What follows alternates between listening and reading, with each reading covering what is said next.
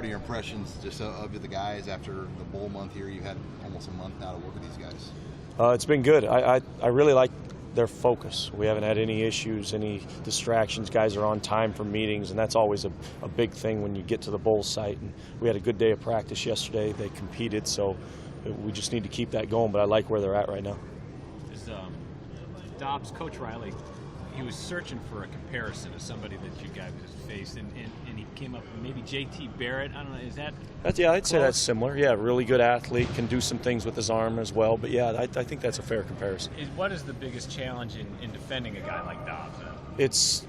It's really once, because you get everything covered, and he's still that weapon. They can still move the chains because of his ability to run. So it's really up front, being able to contain him and keep his that pocket, and then when he does get free, having those free players going and getting him. Is he undervalued or underrated as a passer? Because his stats are pretty darn good. Yeah, I think so. I think that happens a lot with athletic quarterbacks, because they're so dangerous with their legs. They tend to overlook what they can do with their arm, and he's definitely one of those guys. What are they like up front on the line?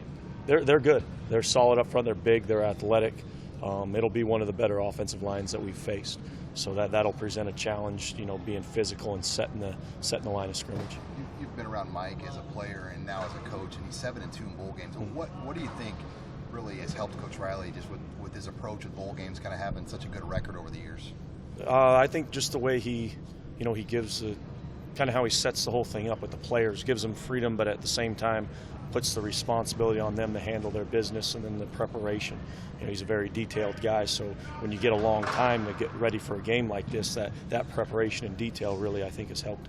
Yeah, what are the challenges in bowl month, just when you have all this time? I mean, because some teams obviously play bad in bowl games because they don't know how to handle the time as well. It's you get complacent. That's the biggest thing. You try to keep. You're spending so much time before that next game. It's easy for players to kind of lose a little bit of focus and that sense of urgency every day that they step on the field. So that's the biggest thing, trying to get those guys to understand, is every day you're out there, you got to get better or you're wasting time.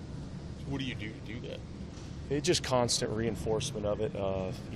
Create challenges for them. Compete against each other. We did a lot of good on good, ones versus ones stuff. I think that helps, because you just by being a competitor, you go out there, you don't want to get beat. So just things like that help them stay involved.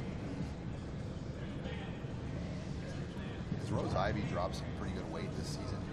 Yeah, he's lighter than he's been. Yeah, at times this year he's gotten too light, but yeah, he's lighter than he's been. Yeah, I heard 209 the other day. I mean, it seems Oh like God, I hope that's not true. I don't think it's that light, but yeah, I know he was down in the teens, and so.